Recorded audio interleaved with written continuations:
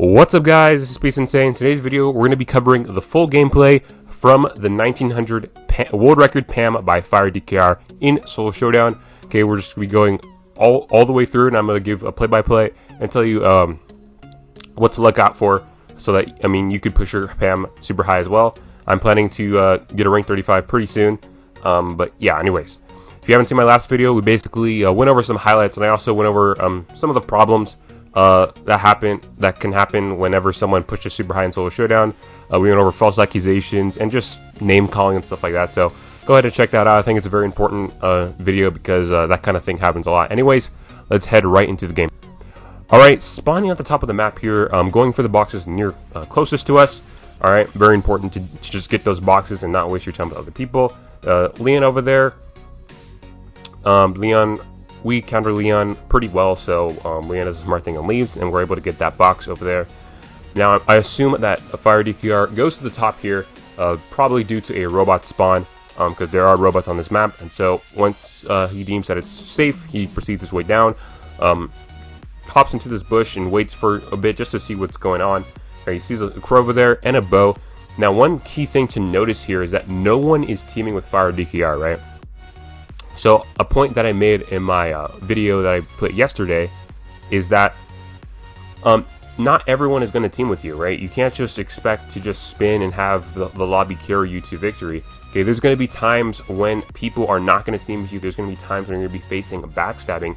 And so Showdown is a lot more complicated than just spin and everything will be fine, right? Well, not really, because no one's teaming with Firedkr, and so Firedkr has to actually play the game and actually, you know, win based off his decision making and ability to win 1v1s and all that. You know, can't rely on teaming on this game. So you can't expect teaming to happen every game. You can't expect people to team with you. You can't expect that your teammates will, you know, be teams with you. I mean, backstabbing is a big thing, like I said. So there's different things you have to worry about.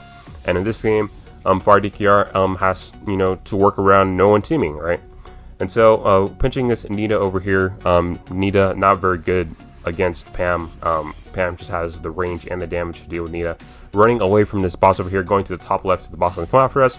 Again, keeping the range, very important to keep the range. Keeping the range and just slowly chipping down at the Nita. Got this Crow over here. Crow gets, Crow low over there on the left, gets taken out by the Leon. Leon has the boss after him, gets taken out by the poison over there. And so now we have four people left, right?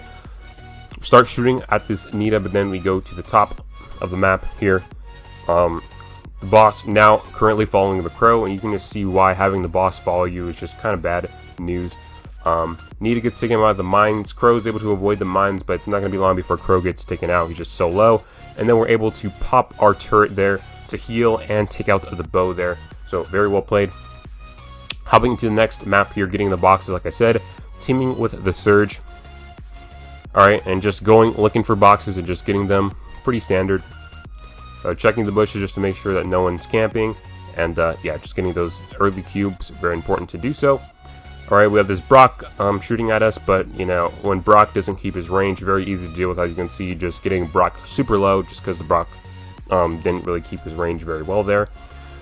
Leon gets taken out over there, spinning with the 8-bits over there. Now, one thing about 8-bit and meteor maps is that it can be pretty difficult for 8-bits to dodge a meteor. So in that sense, I think Pam is actually better than 8-bit on these meteor maps, just because it can be pretty difficult for 8-bit to dodge those meteors. Now look at this. This Surge spins with Firedkr, but Firedkr recognizes this Surge is acting pretty sus, right? And look at this. This Surge tries to proceed to go and kill Firedkr, but Firedkr was able to recognize this Surge is acting pretty suspicious, and so Firedkr is able to retreat and safely get away, which otherwise could have ended up with Firedkr getting 7th there if he wasn't careful. So very important to recognize if someone's acting suspicious, if someone's shooting at you to get their super but they keep shooting, right? If they're shooting way too much, or if someone's getting way too close to you, you know, don't be afraid to back off and shoot them to get them back, right? Right, it's better safe than sorry, you know. If someone's just trying to charge your super, and you don't trust them, feel free to just shoot them, right?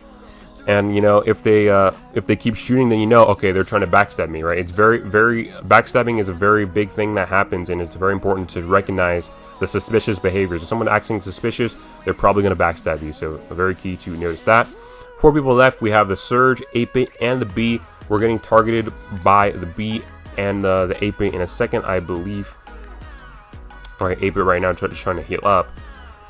Surge at power 4, and you just see how super strong Surge can be at his 4th stage. Just super dominant, right? Now, as you can see, we're just getting pinched by both the B and the 8-bit there. And now we're getting pinched by both the Surge and the B, but I believe the B actually attacks the Surge right there, which ends up giving us the green light. We're able to use our turret to heal up and not die, so very well played using that turret to stay alive by Firedkr. And now here we are, again in Safety Center, I believe. Yes, in Safety Center. All right, again, just getting the boxes that are near us. All right, we have an Ems over there. Ems not very good in Solo Showdown after that nerf to Ems' gadget. Just makes it super easy to rush Ems now. Again, there's a boss over there, so Firedkr retreats just to make sure that he doesn't take the aggro of the boss. We have a Shelly over there. Again, Shelly hasn't really been doing so well ever since, you know, the map rotation. Do believe that Shelly needs a buff to either Shelly's range or damage, something like that, just to make Shelly a lot more viable. Yeah, and then we have a Mortis over there. Mortis, not very good in Solo Showdown either. Really only good on energy drink maps, and even then, not really the best, but, I mean, he can work on energy drink maps. Mortis not really going to be something we have to worry about. Unless Mortis can be annoying, but I mean, as long as you play it right, Mortis really shouldn't have to worry about Mortis. All right, pinching this Shelly over here, hopefully with the Ems. Ems doesn't pinch, however this Mortis does go in. Not very smart by the Mortis. Shelly gets a super, but Shelly gets super low and gets taken out by the Spike and Leon over there. All right, Leon spins with us, so we spin with the Leon.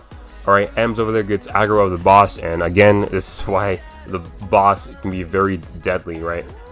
Boss is definitely your worst enemy on this map, and if you're not careful, the boss gets on you, you can get taken out really easily. All right, so now this Ems is coming after us. We use the healing just because the Ems can melt you a lot. Okay, we go into the poison over here.